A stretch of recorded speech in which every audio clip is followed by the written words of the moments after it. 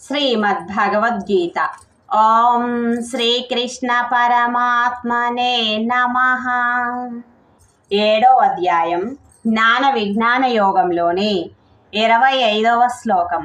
శ్రీ భగవాన్ ఉవాచ నాహం ప్రకాశః సర్వస్య యోగమాయా సమావృతః మూఢోయం నాభిజానాతి లోకో మామజమవ్యయం.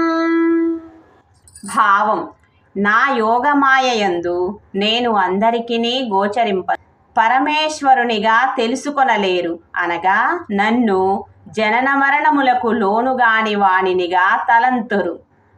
ఈ శ్లోక వివరణ: ఈ లోకంలో ఉన్న మానవులందరూ నా యోగమాయ చేత కప్పబడి ఉన్నారు కాబట్టి వారు నన్ను చూడలేరు, తెలుసుకొనలేరు. యోగమాయ చేత కప్పబడి తమ వివేకమును పోగొట్టుకున్న మానవులు నన్ను పుట్టుక లేని వాడుగాను నాశనం లేని వాడుగాను తెలుసుకొనలేరు.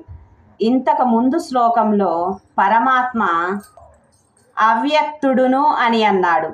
అంటే నేను మామూలు మానవుడికి కనిపించను, మనసులోని భావాలకు అందను అని అర్థం.